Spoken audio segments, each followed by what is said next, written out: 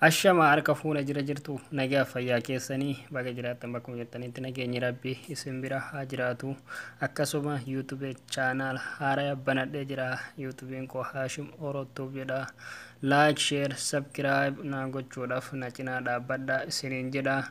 Akkasuma wantoota tokko tokko YouTube irraa waliin ilaalla. YouTubeen heera mataa isaa qaba.